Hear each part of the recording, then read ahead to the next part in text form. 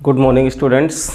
हम लोगों ने इलेक्ट्रोस्टैटिक का चैप्टर प्रारंभ कर लिया था, जिसमें काफ़ी कुछ हम लोग पढ़ चुके हैं, है ना।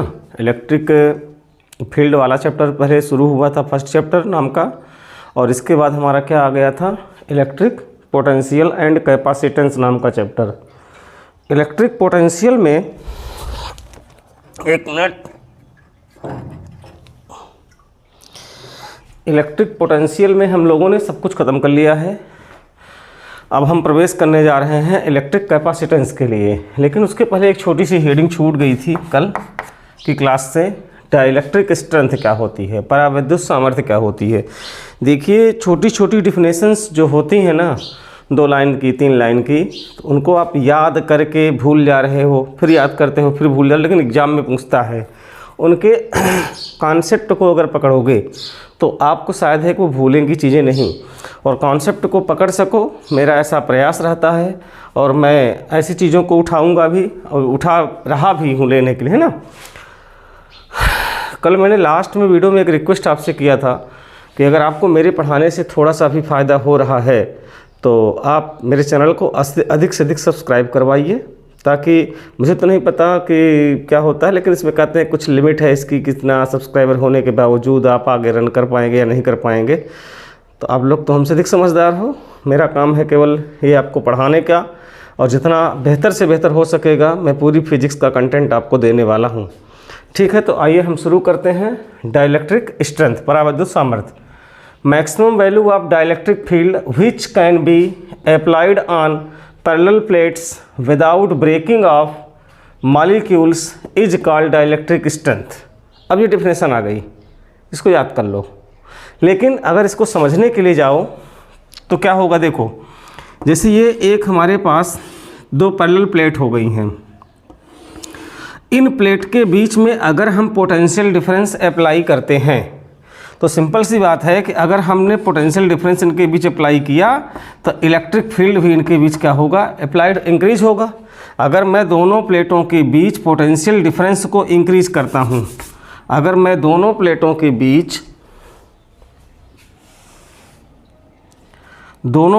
बीच में पोटेंशियल डिफरेंस को इंक्रीज करता हूं तो इलेक्ट्रिक फील्ड भी इंक्रीज होती है। ये तो बेसिक कॉन्सेप्ट है।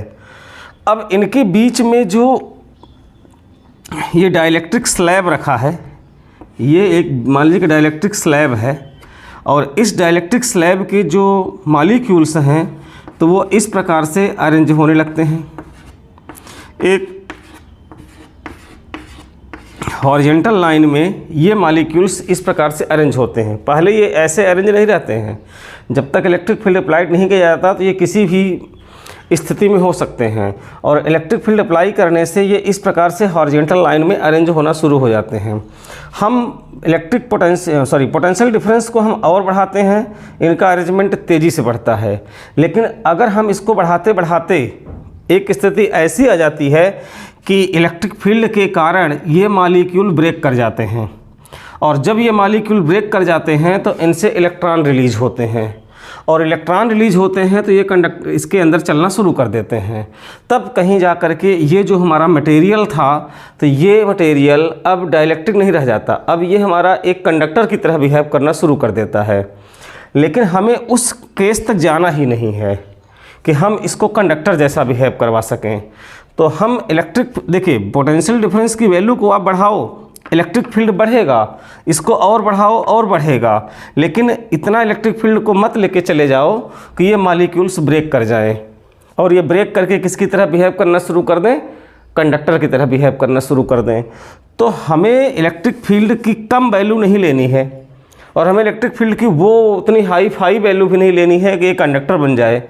तो हमें ये जो डाइलेक्ट्रिक स्ट्रेंथ कह रहा है, ये क्या कह रहा है कि इसकी स्ट्रेंथ कितनी है, जहाँ तक ये डाइलेक्ट्रिक का बिहेव कर सके, जहाँ तक ये मटेरियल बता सके कि हाँ हम डाइलेक्ट्रिक हैं, तो वो एक मैक्सिमम इलेक्ट्रिक फील्ड जिसके पहले ये मॉलिक्यूल ब्रेक डाउन नहीं होते हैं। अब देखो, ऐसा ही लिखा है कुछ, maximum value of electric field which can be applied on parallel plates without breaking of molecules is called dielectric strength. मतलब वो मॉलिक्यूल ब्रेक न करें, उसके पहले तक जो हमने इलेक्ट्रिक फील्ड इस पर अप्लाई कर रखा है उसी को कहा जाता है डाइलेक्ट्रिक स्ट्रेंथ। तो डाइलेक्ट्रिक स्ट्रेंथ एक प्रकार का इलेक्ट्रिक फील्ड ही है। कौन सा इलेक्ट्रिक फील्ड है कि एक मैक्सिमम इलेक्ट्रिक फील्ड जहाँ पर डाइलेक्ट्रिक जैसा ही बिहेव कर सके, वो कंडक्टर जैसा बिहेव ना कर पाए, है ना। और इसकी वैल्यू कितनी होती है, अगर कोई पूछेगा डाइलेक्ट्रिक स्ट्रेंथ की वैल्यू आपसे कोई पूछे तो क्या होगी। सबसे पहले तो आप इसकी यूनिट बता दीजिए। तो यूनिट, ये एक प्रकार का इलेक्ट्रिक फील्ड है तो यूनिट हो जाएगी वोल्ट पर मीटर इन एयर। इसकी जो वैल्यू होती है वो 3 × 10⁶ वोल्ट पर मीटर होती है। वायु में जो इसकी वैल्यू है वो कितनी होती है, वायु निर्वात में 3 × 10⁶ वोल्ट पर मीटर। ठीक है, तो ये कॉन्सेप्ट था डाइलेक्ट्रिक स्ट्रेंथ का, इसको आप नोट कर लीजिए। मैं साइड में हो जाता हूँ।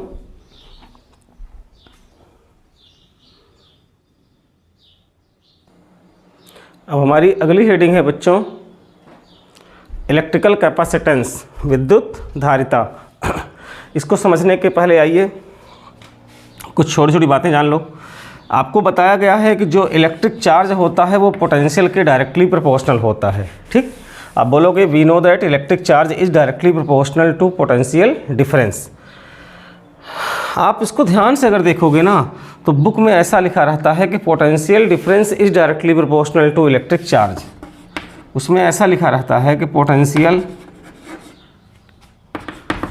Difference is directly proportional to electric charge.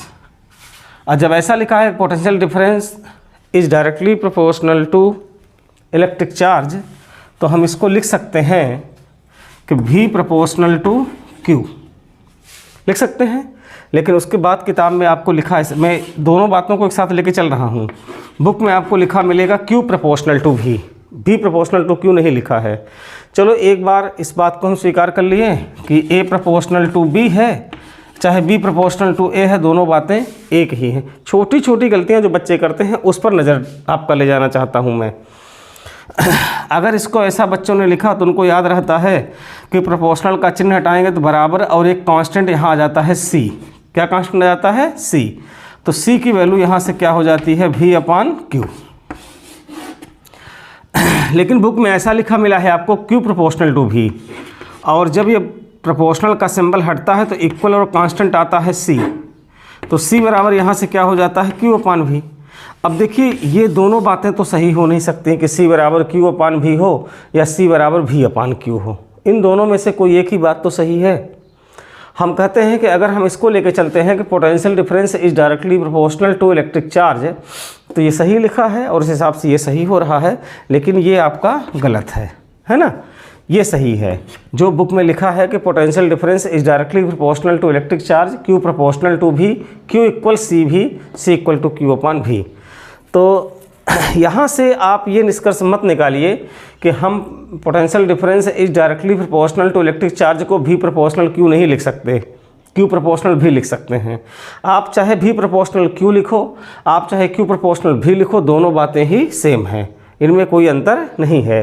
अंतर सिर्फ इतना होता है कि जब हम प्रोपोर्शनलिटी का सिंबल हटाते हैं और इक्वल का चिन्ह आता है और उसके बगल में कोई कांस्टेंट आ रहा होता है, तो उस कांस्टेंट को कहाँ अप्लाई करना है। जैसे दो फिजिकल क्वांटिटी थी, तो अब यहाँ पर प्रोपोर्शनलिटी का चिन्ह हटा तो C आ गया Q के बगल में। यहाँ देखो प्रोपोर्शनलिटी का चिन्ह हटा तो C आ गया V के बगल में। यहीं पर हम गलती करते हैं। हमें यह जानना ज़रूरी है कि जो यह कांस्टेंट है इन दोनों फिजिकल क्वांटिटी में किसको प्रभावित करता है।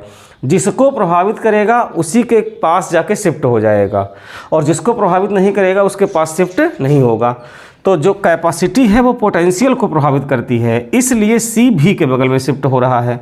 तो यहाँ पर भी अगर प्रोपोर्शनलिटी का चिन्ह हटेगा तो जो कांस्टेंट आता है ना, तो वो चार्ज के बगल में शिफ्ट नहीं होगा, वो पोटेंशियल के बगल में शिफ्ट होगा, क्योंकि वह पोटेंशियल को प्रभावित करता है।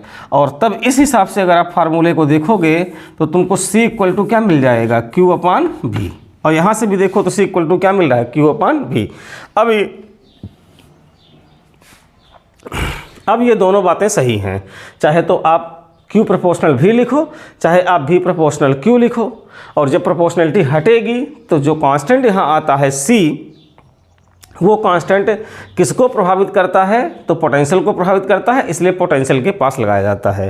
तो थोड़ा इधर लिखने में असहज महसूस करते हैं बच्चे, इसलिए जो बुक की लैंग्वेज है वो ऐसा बना दी गई है कि Q प्रोपोर्शनल टू V, और तब प्रोपोर्शनल का चिन्ह हटेगा तो यहाँ पर क्या आ जाएगा? C भी, और C इक्वल टू यहाँ से क्या हो जाएगा? Q अपान V। और ये बता दीजिए कि जहाँ C एक नियतांक है, जहाँ C एक नियतांक है जिसे चालक की धारिता कहते हैं, जिसे चालक की विद्युत धारिता कहते हैं, जिसे चालक की विद्युत धारिता कहते हैं। Where C is a constant which is called electrical capacity of the conductor, where C is a constant which is called electrical capacity of the conductor। तो अगर अब विद्युत धारिता को तुम और किसी शब्दों में लिखना चाहो तो क्या लिख सकते हो कि विद्युत धारिता बराबर Q क्या है? Q है विद्युत आवेश, विद्युत आवेश, और V है विभव में वृद्धि। कितना विभव बढ़ा है? विभव में वृद्धि।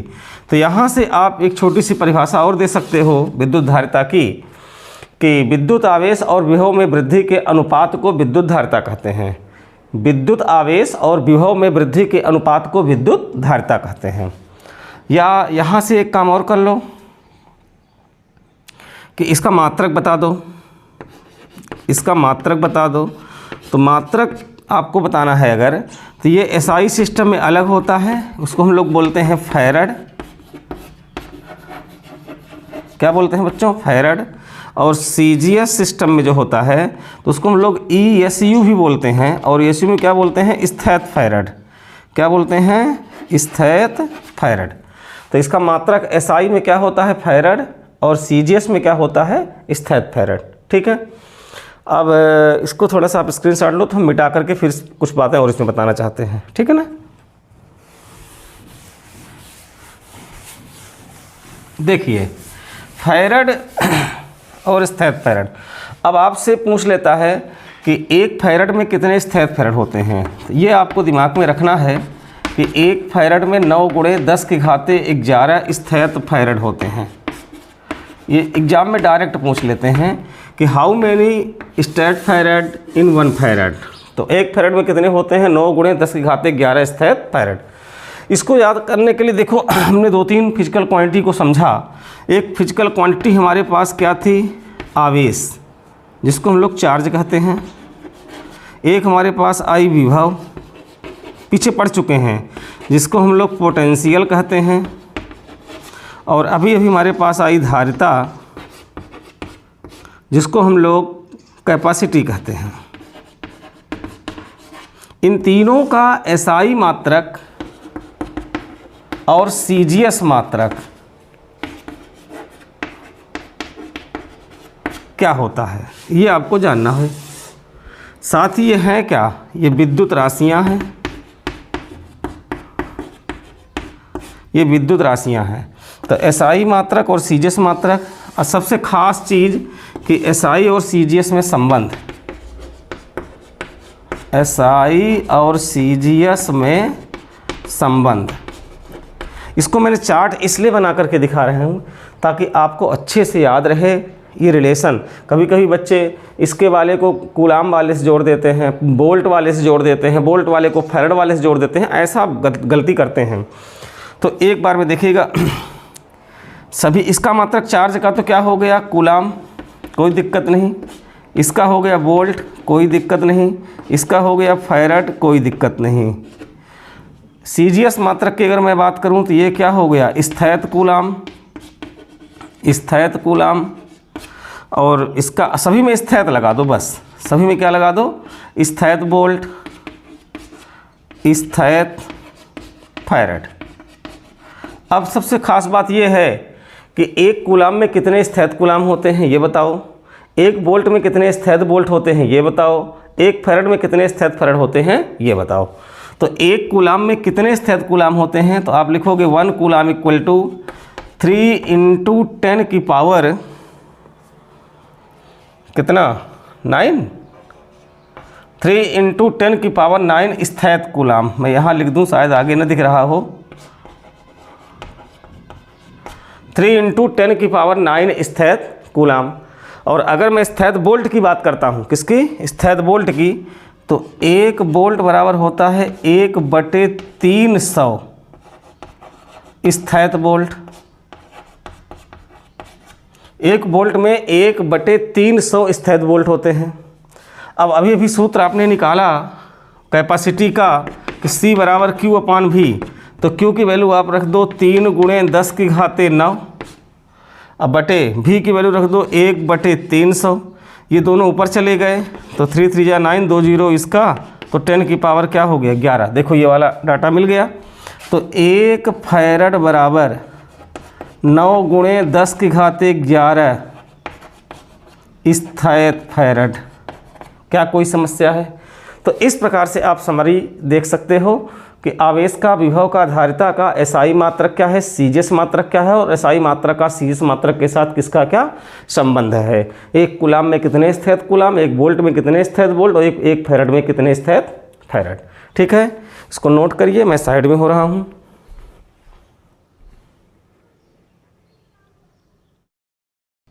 चलिए हो गया होगा।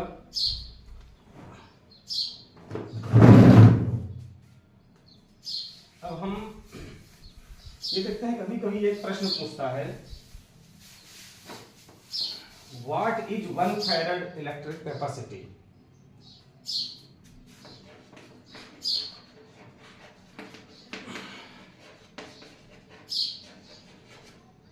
What is 1 farad electric capacity. 1 farad धारिता से आप क्या समझते हैं? 1 फैरड विद्युत धारिता क्या है? इसके सॉल्यूशन को समझो। आप मान लीजिए, जो हमने फार्मूला पढ़ा था अभी थोड़ी देर पहले, C = Q/V, पढ़े थे नहीं पढ़े थे? तो let Q = 1 coulomb, V = 1 volt, therefore C = हो जाएगा 1 फैरड। अगर हम Q की वैल्यू 1 कूलाम रखें, V की वैल्यू 1 वोल्ट रखें, तो C की वैल्यू क्या हो जाएगी 1 फैरड। तो हम यहां से कह सकते हैं कि 1 farad equal 1 coulomb upon 1 farad. एक चिड़िया परेशान कर रही है बहुत देर से मुझको। चलो जाओ।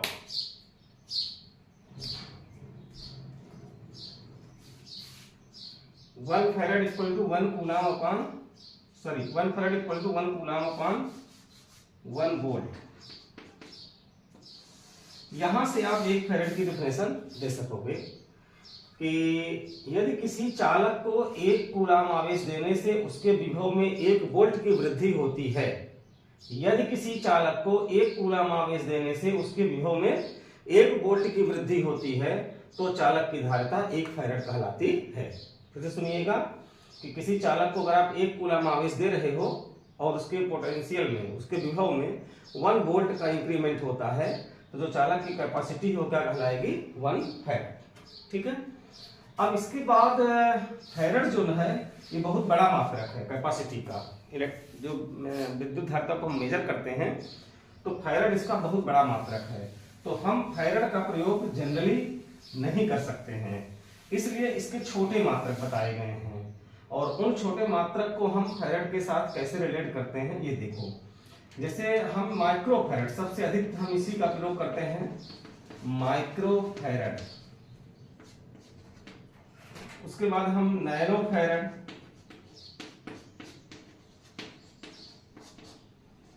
Pico farad. बेसिकली जो है ना यही तक चलता है, micro farad, nano farad, pico farad. अगर आपको है तो मिली भी लिख सकते हो, मिली फैरड। हालांकि मिली अक्सर पूछता नहीं है, है ना, तो हम तो कहेंगे मिली को आप छोड़ ही दो, ये नहीं पूछता मिली वाला। तो माइक्रो फैरड जो है वो होता है 10⁻⁶ फैरड। नैनो फैरेड कितना होता है, ये होता है 10 की पावर माइनस 9 फैरेड के बराबर। और पीको फैरेड कितना होता है, 10 की पावर माइनस 12 फैरेड के बराबर। माइक्रो फैरेड को लिखने का तरीका होता है ऐसे, 1 म्यू एफ। नैनो फैरेड को लिखता है 1 एन एफ, और पीके फैरेड को लिखता है 1 पी एफ। ये एफ कैपिटल लिखा रहता है, कहीं स्मॉल भी लिखा रहता है, इससे कोई दिक्कत मत समझिएगा। तो 1 माइक्रो का मतलब हुआ 10 की power minus 6 farad, 1 nano farad का मतलब 10 की power minus 9 farad, 1 pico farad का मतलब 10 की पावर माइनस 12 फैरेड। ये इसके छोटे ये जो मात्रक होते हैं इनसे उसको मेजर किया जाता है। कैपेसिटी को फैरेड से मेजर नहीं करते हैं, क्योंकि फैरेड बहुत ही बड़ा मात्रक होता है। ठीक है, इनको नोट कर लीजिए जल्दी से।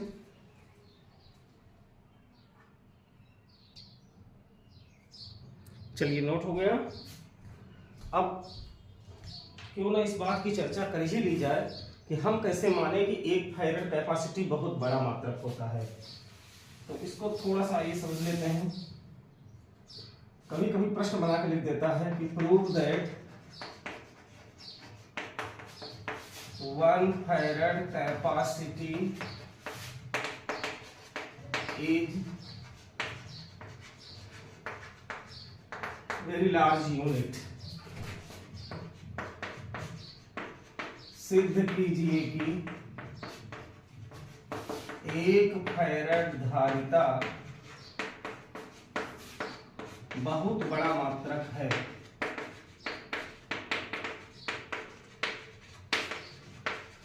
सिद्ध कीजिए कि 1 फैरेड धारिता बहुत बड़ा मात्रक है। आपको अगर मैं किसी स्फेरिकल कंडक्टर की कैपेसिटी के बारे में बताऊं कि अगर ये कोई स्फेरिकल कंडक्टर है जिसकी कैपेसिटी कितनी होगी, है ना, एक काम करिए, पहले आप स्फेरिकल कंडक्टर की कैपेसिटी कैलकुलेट कर लीजिए, उसके बाद इस चीज को समझिए तो आपको अधिक समझ में आएगा। मैं इस क्वेश्चन को भी लाख ये दे रहा हूँ, इसका जवाब अभी आपको नहीं दे रहा हूँ। ये क्वेश्चन लाख है ना। पहले मैं एक दूसरी चीज आपको सिखा देता हूँ, वो हेडिंग है गोली चालक की धारिता। छोटी सी हेडिंग है, पहले इसको समझ लो ताकि ये समझ में अच्छे से आए। गोली चालक की धारिता, capacity of spherical conductor, capacity of spherical conductor. ये जो ऊपर लिखा है क्वेश्चन, इस क्वेश्चन को आप थोड़ी देर बाद समझोगे, पहले मैं आपको ये बता दूं। इसको बताना ये चाहिए था पहले। फिर चलिए हम मान लेते हैं कि हमारे पास एक कोई गोली चालक है, इसका ये केंद्र O है और इसकी त्रिज्या R है। इसको प्लस क्यू आवेश दिया गया जो इसके सरफेस पर एक समान रूप से डिस्ट्रीब्यूट हो गया। इस तरह की तमाम चीजों से हम परिचित हो चुके हैं, और इनसे जो विद्युत बल रेखाएं निकलेंगी वो पृष्ठ के अभिलंबवत निकलती हैं। इस प्रकार से बल रेखाएं इनसे निकलती हैं। ठीक है ना। तो हम मान लेते हैं कि चालक के पृष्ठ पर विभव कितना होगा। चालक के पृष्ठ पर विभव, electric potential on the surface of conductor, इसका फॉर्मूला हो जाएगा 1/4 पाई एप्सिलॉन 0 के चार्ज और यहां से यहां तक की डिस्टेंस r। ठीक है, 1/4 पाई एप्सिलॉन 0 के q/r। और अगर पोटेंशियल आपको मिल गया तो आप कैपेसिटी का सूत्र लगा दीजिए। अब देयरफॉर, अतः धारिता के सूत्र से, from the definition of capacity, तो कैपेसिटी का सूत्र होता है C = Q/V। तो C = Q/V की वैल्यू कितनी आई है, 1/4 पाई एप्सिलॉन 0 के q/r। ये q से q कट गया, तो यहां से C की वैल्यू क्या आ गई, 4 पाई एप्सिलॉन 0 के × r। ये याद रखिए आप। तो किसी भी गोली चालक के लिए ये धारिता का सूत्र होता है। कोई भी स्फेरिकल कंडक्टर अगर आपके पास है तो उसके लिए इलेक्ट्रिक कैपेसिटी का ये फार्मूला होता है। ठीक है ना। इसका स्क्रीनशॉट लो ताकि क्वेश्चन को बिना मिटाए मैं इस क्वेश्चन का जवाब दे सकूं। अब हमें इतना पता चल गया है गोली चालक की धारिता के लिए ये फार्मूला अप्लाई किया जाता है। ठीक है, इसको आप नोट कर लो। अब जो प्रश्न हमारे सामने आया कि prove that 1 farad capacity is very large unit. तो मान लीजिए कि आपके पास कोई गोली चालक था। अब ये नहीं पता इस गोली चालक की रेडियस कितनी है। ठीक है, हम मान लेते हैं चलो भैया इसकी रेडियस r है, तो इसकी कैपेसिटी क्या हो जाएगी, तो कैपेसिटी हो जाएगी c बराबर अभी निकाला गया 4 pi epsilon 0 k into r। अगर आप r का मान निकालना चाहो तो ये हो जाएगा c अपान 4 पाई एप्सिलॉन 0 k। अब अगर मैं c को 1 फैराड ले लूँ, लेट c इक्वल 1 फैराड, तो c का मान 1 फैराड ले लोगे और एयर या वैक्यूम के लिए k की वैल्यू क्या होती है 1। एयर या वैक्यूम के लिए हम मान लेते हैं तो k की वैल्यू क्या होती है 1। तो r इक्वल टू आपको मिलेगा 1 अपान 4 पाई एप्सिलॉन 0, और 1 अपान 4 पाई एप्सिलॉन 0 का वैल्यू पहले चैप्टर में आपको हम बता चुके हैं, वो होती है 9 इंटू 10 की पावर 9, और ये r है एक प्रकार की रेडियस डिस्टेंस, तो इसको हम कहाँ से मेजर करेंगे, मीटर से। यानी कि r की वैल्यू कितनी आ गई 9 इंटू 10 की पावर 9 मीटर। इस मीटर को अगर किलोमीटर में कन्वर्ट करना हो तो 1000 से डिवाइड कर दो, जब 1000 से डिवाइड कर दोगे तो ये हो जाएगा 9 इंटू 10 की पावर 6 किलोमीटर। यानी कि एक ऐसा गोली चालक जिसकी त्रिज्या 9 गुणे 10 की घाते 6 किलोमीटर हो, 9 गुणे 10 की घाते 6 किलोमीटर हो, जिसकी रेडियस, उसकी कैपेसिटी 1 फैराड होगी। उसकी कैपेसिटी कितनी मानी जाएगी 1 फैराड। 9 गुणे 10 घाते 6 किलोमीटर का मतलब 90 लाख किलोमीटर है ना। और थोड़ा इसको चलो हम आपको अच्छे से क्लियर करके दिखाते हैं। देखो रेडियस ऑफ अर्थ कितना होती है, रेडियस ऑफ अर्थ कितनी होती है, उसको हम RE कह देते हैं। चलो हम जानते हैं वो होता है 6.4 इंटू 10 की power 3 kilometre. This is the radius of अर्थ, है ना। अरे 6400 किलोमीटर होती है, 6400 किलोमीटर को ऐसे लिखोगे ना, 6.4 इंटू 10 की पावर 3 किलोमीटर। अब देखिएगा कि ये जो चालक था, उस चालक को अगर इससे भाग किया जाए तो पृथ्वी से कितने गुना वो चालक बन जाएगा। तो अगर मैं इस डाटा का भाग करता हूं r बटे RE, 9 इंटू 10 की पावर 6 और 6.4 इंटू 10 की पावर 3, ये वैल्यू लगभग निकल के आती है 1406.25। ये वैल्यू लगभग इतनी निकल के आती है। इसका मतलब उस चालक की जो त्रिज्या है वो पृथ्वी की रेडियस के कितने गुना ज्यादा है, पृथ्वी की रेडियस के कितने गुना ज्यादा है। यानी कि पृथ्वी की साइज से इतना बड़ा अगर हो कोई चालक, इतनी पृथ्वी के बराबर अगर कोई चालक हो, तब उसकी कैपेसिटी जाकर के 1 फैराड बनेगी। शुरू में आपको बताया ही गया था 1 फैराड बहुत लार्ज यूनिट होती है, उसका हम प्रैक्टिकल वैल्यू नहीं लेते हैं, इसीलिए इसको हम pico farad, nano farad, micro farad इनमें देखते हैं, ठीक है ना। तो यहां से ये प्रूफ होता है 1 farad capacity is a very large unit. इसको जल्दी से आप नोट करें।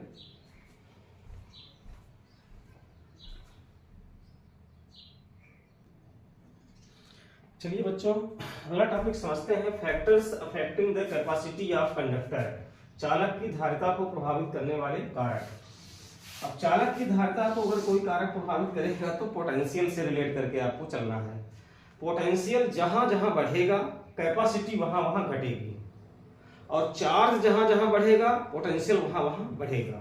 ये देखिए पहले हमने आपको बताया था पिछली क्लास में कि V को प्रभावित करने वाले कारक, पोटेंशियल को प्रभावित करने वाले कारक, और मैंने बताया था अगर किसी भी प्रकार से चार्ज बढ़ेगा तो पोटेंशियल बढ़ेगा, और चार्ज अगर घटेगा तो पोटेंशियल घटेगा।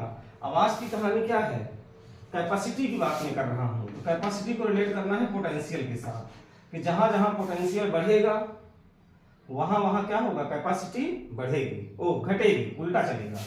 कैपेसिटी बढ़ेगी जब पोटेंशियल घटेगा, ठीक है ना। और अगर चूंकि फार्मूला ही होता है C equal to Q upon V, और C जो है वो V से ही प्रभावित होगा, इसीलिए जो ये कांस्टेंट आपको बताया गया Q प्रोपोर्शनल टू V, तो Q बराबर CV, तो C V के पास जाके शिफ्ट हो रहा है। आप C को Q के साथ लिंक करने का प्रयास मत करिएगा, क्योंकि जो C है वो किसको प्रभावित करता है, V को। तो यहाँ पर जो कांस्टेंट लगा भी था C, देखिए V के पास लगा था, तो हम इसका जो प्रभावित करने वाले कारक देखेंगे तो हम C को किसके साथ रिलेट करके चलेंगे, V से। अब V अपना पिक्चर कहां से बना रहा है वो अलग मैटर है। आइए तो सबसे पहला हुआ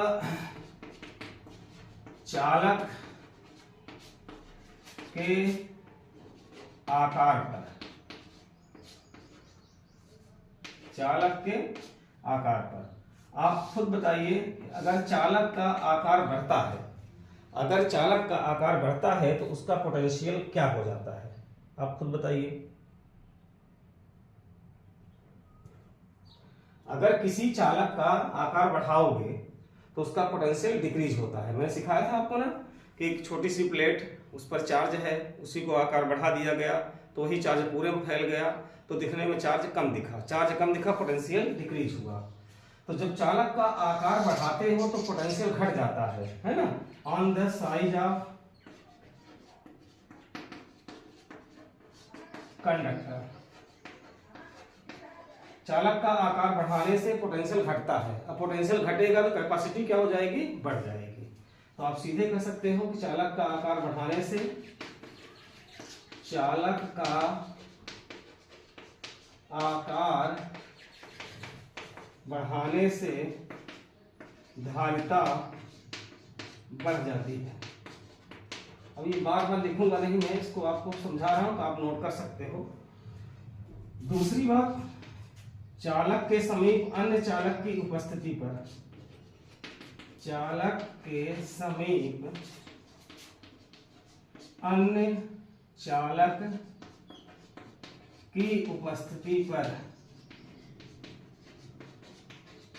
अगर चालक के समीप कोई दूसरा चालक लाते हो तो क्या होगा, इसका तो अनावेशित, एक मिनट, अन्य अनावेशित बता दीजिए, अन्य अनावेशित चालक की उपस्थिति पर अगर चालक के समीप कोई दूसरा अनावेशित चालक लाते हैं तो इसका कुछ चार्ज उसमें चला जाएगा। जब इसका कुछ चार्ज उसमें चला जाएगा तो इसका विभव क्या होगा, घट जाएगा। और विभव जब घट जाएगा तो कैपेसिटी क्या हो जाएगी, बढ़ जाएगी। यानी कि अगर किसी चालक की कैपेसिटी को बढ़ाना है तो उसके पास एक दूसरा चालक ला के रख दीजिए, तो ऑटोमेटिक पहले वाले चालक की कैपेसिटी क्या हो जाएगी, बढ़ जाएगी, बिकॉज पोटेंशियल क्या हो जाएगा, डिक्रीज कर जाएगा। तीसरी बात, परावैद्युत माध्यम पर, परावैद्युत माध्यम पर, अब साफ साफ अभी अभी आपने देखा कि C बराबर सूत्र होता है 4 pi epsilon 0 K into R. तो यहाँ पर देखिए K कहाँ है, सीधे डायरेक्टली प्रोपोर्शनल में है। तो K अगर डायरेक्टली प्रोपोर्शनल में है तो K का मान बढ़ाने से C का मान क्या होगा, बढ़ेगा। यानी अगर ज्यादा डायरेक्ट्रिक कांस्टेंट वाला कोई मीडियम है तो वहां पर कैपेसिटी ज्यादा मिलेगी, और कम डायरेक्ट्रिक कांस्टेंट वाला मीडियम है तो वहां पर कंडक्टर की कैपेसिटी कम रहेगी। एक तो वो तरीका, ये वाला तरीका समझने का है। दूसरा तरीका जो आपको बताए थे पोटेंशियल के हिसाब से, कि अगर पोटेंशियल के फार्मूले को देखो तो V इक्वल टू होता है 1/4 पाई epsilon 0 K Q upon R। तो K का मान बढ़ाने से V का मान घटेगा, K का मान बढ़ाओगे तो V का मान घटेगा, अब V का मान घटेगा तो C बराबर Q बटे V, V का मान घटेगा तो C का मान बढ़ेगा। तो कहने का मतलब कि परावैद्युत माध्यम की उपस्थिति पर विद्युत धारिता का मान क्या हो जाएगा, बढ़ जाएगा। क्या हो जाएगा, बढ़ जाएगा। तो यहाँ पर भी बता सकते हो कि C की वैल्यू इंक्रीज करेगी अगर K की वैल्यू इंक्रीज होती है तो यहाँ से हम देख सकते हैं कौन कौन से फैक्टर्स जो हैं जो कि कैपेसिटी को प्रभावित कर रहे होते हैं। सबसे पहला, चालक के आकार पर, अगर चालक का आकार आप बढ़ा देते हो तो कैपेसिटी बढ़ जाती है। दूसरी बात, चालक के समीप अन्य अनावश्यक चालक लाने पर, अगर चालक के समीप कोई दूसरा चालक ला रहे हो तो कैपेसिटी क्या हो जाएगी, बढ़ जाएगी। और तीसरी बात, परावैद्युत माध्यम पर, इन तीनों केसों में आपने देखा होगा कि जो कैपेसिटी है वो इंक्रीज कर रही है ना। हमने ऐसा सेट करके इनको बताया हुआ है, ठीक है, नोट करिए इसको भी।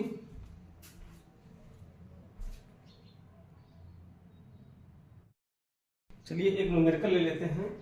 Calculate electrical capacitance of A spherical conductor of radius 1000 kilometre. 1000 kilometre त्रिज्या वाले गोली चालक की धारिता ज्ञात कीजिए। तो गोली चालक की धारिता का सूत्र अब तो आपको याद हो चुका होगा, नहीं याद है प्रैक्टिस करते रहिए। देखिए फिजिक्स है ये, फिजिक्स नहीं कोई भी सब्जेक्ट है, जब तक आप एक अच्छी प्रैक्टिस नहीं करते हैं तो वो आपके दिमाग में जाने से रही, है ना। आप गधा की तरह मत पढ़िए, आप स्मार्ट बन के पढ़िए। पढ़ना कैसे है आपको कि जब देखो किताब लेके घूम रहे हो, किताब लेके बैठे हो, लेकिन मन कहीं और विचलित है, मन कहीं और टहल रहा है, तो मन को भी केंद्रित करिए, मन को भी लाइए, 2 घंटे पढ़िए लेकिन सॉलिड पढ़िए, ठीक है ना। तो दिखावे के लिए तो पढ़ना ही नहीं है ऐसा करके। तो क्या है, आपका जो कैपेसिटी है किसकी, स्फेरिकल कंडक्टर की, वो क्या होती है, C बराबर 4 K इंटू R। अब इस क्वेश्चन में कहीं भी मीडियम की बात, डाइलेक्ट्रिक मीडियम की बात नहीं किया, तो हम समझ लेंगे कि ये एयर या वैक्यूम की बात है, और उसके लिए K की वैल्यू क्या हो जाएगी, 1। तो यही फार्मूला मॉडिफाइड होके बन जाएगा 4πε0 इंटू R। क्योंकि मीडियम की बात नहीं किया तो K की वैल्यू क्या हो गई, 1। अब इन्होंने R का मान हमको बता के रखा है, कितना है, 1000 किलोमीटर। R का मान है 1000 किलोमीटर। अगर मैं इसको मीटर में बदलूंगा तो ये हो जाएगा 10 की पावर 6 मीटर। मेरे पास 3 जीरो यहाँ थे, और किलो का सिंबल में 3 की पावर, किलोमीटर को जब मीटर में बदलेंगे 10 की पावर 3 आ जाएगा, 10 की पावर 6 मीटर। अब हम जानते हैं, फर्स्ट चैप्टर में हमने एक छोटी सी बात आपको बताई थी कि 1/4πε0 की वैल्यू होती है 9 × 10⁻9। और अगर मैं 9 × 10⁻9 को नीचे डालूं तो हमारे पास ये ऊपर चला जाएगा, यहाँ 4πε0। तो 4πε0 का मान हमको मिल गया 1/9 × 10⁹। इस वैल्यू को और R के इस वैल्यू को ला करके यहाँ रख दीजिए तो C आ जाएगा।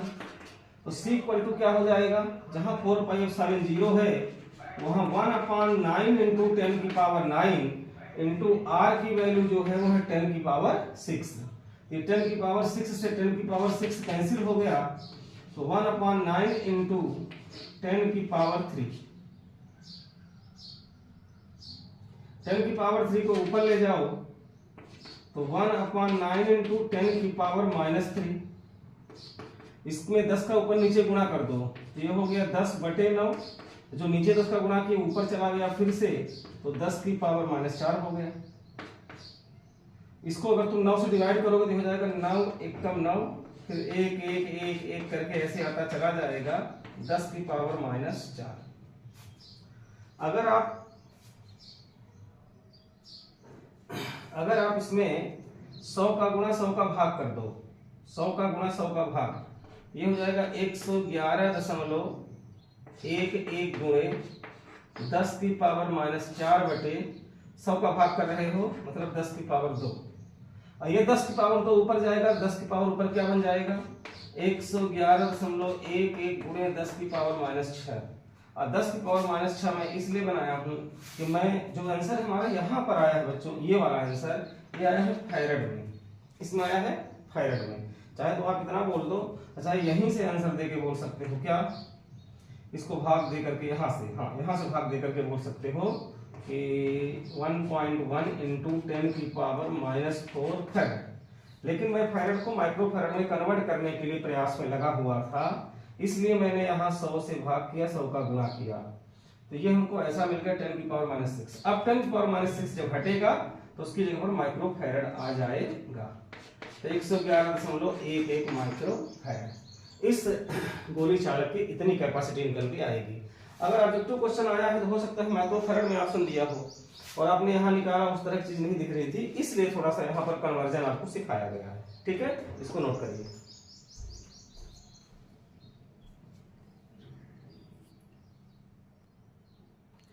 चलिए एक क्वेश्चन और है। When 10⁻⁻4 coulomb charge is given to conductor, its potential becomes 100 volt। अगर किसी कंडक्टर को इतना आवेश दिया जाए तो उसका पोटेंशियल कितना हो जा रहा है, 100 वोल्ट। मत करो परेशान, चले जाओ। इसका पोटेंशियल कितना हो जा रहा है, 100 volt. What is it's capacitance, ये तो काफी सरल क्वेश्चन है। देखिए C = सूत्र आपने पढ़ा Q/V। यहां से Q की वैल्यू आपके सामने दिया है, वो कितना दे रहा है, 10⁻⁻4, और V की वैल्यू कितना दे दिया है, वो 100। इसको ऊपर ले जाओगे तो ये हो जाएगा 10 की पावर -6। ये आंसर किस में आएगा? ध्यान से देखो, अगर यह वोल्ट में है, यह कूलाम में है, तो ये कूलाम SI यूनिट है, वोल्ट SI यूनिट है, तो कैपेसिटी की SI यूनिट क्या हो जाएगी? फैराड। आपका आंसर ये है। आपके ऑप्शन में कहीं भी ऐसा आंसर दिखाई नहीं दे रहा 10 की पावर -6 फैराड। लेकिन थोड़ी देर पहले हमने आपको एक कन्वर्जन बता रखा था कि 10 की पावर -6 फैराड में कितने फैराड होंगे। तो आपको बताया गया है कि 1 फैराड बराबर होता है 10 की पावर 1 माइक्रो फैराड बराबर होता है 10 की पावर -6 फैराड। 1 माइक्रो फैराड बराबर क्या होता है? 10 की पावर -6। सही जवाब इसका क्या हो जाएगा? C option. काफी इजी क्वेश्चन था, इसको नोट करिए। तब से मैं इस चिड़िया को पानी तो दिया हूं, अब भोजन भी चाहिए इनको।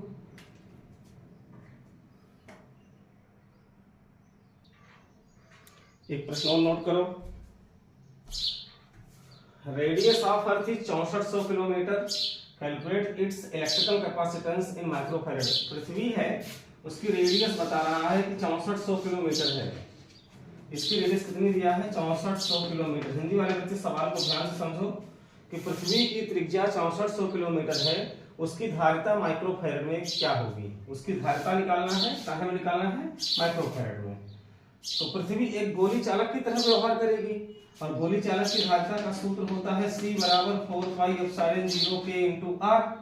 तो C बराबर, अब देखो 4πε0R की वैल्यू बार बार नहीं समझाऊंगा कैसे लिखना होता है, तो लिख लीजिए 1/9 × 10 की पावर 9। थोड़ी देर पहले बता चुका हूँ। मीडियम की कोई बात नहीं किए हैं, तो K की वैल्यू क्या हो जाएगी? 1, और R की वैल्यू 6400 उन्होंने दिया है किलोमीटर में, अब मीटर में बदलोगे तो 1000 का और गुणा कर दोगे, तो ये ले दे करके आपके पास ऊपर क्या बचा? 6400, और नीचे क्या बचा? ये 9। अब देखो ये 3 जीरो से ये 10 की पावर 9 कटेगा, ये 10 की पावर 6 बचेगा, और 10 की पावर 6 को आप ऊपर भेज दीजिए, तो 6400 बटे 9 गुणे 10 की पावर -6। इसको डिवाइड करो, ये कितनी बार जाएगा? ये 9 से बन जाए 9 7 63। एक इसको दे दिया 10, तो 9 1 कम 9, फिर एक इसको दिया 10, तो 9 1 कम 9, ऐसे इसका एक एक बढ़ता चला जाएगा।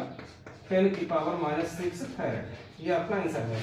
लेकिन उन्होंने बोला है माइक्रो फैराड में आंसर दो, तो 10 की पावर -6 जब हटेगा तो वहां पर क्या लग जाएगा? माइक्रो। तो ये हो जाएगा 711.11 माइक्रो फैराड। ये रहा आपका इस प्रश्न का जवाब। इसको जल्दी से नोट करें।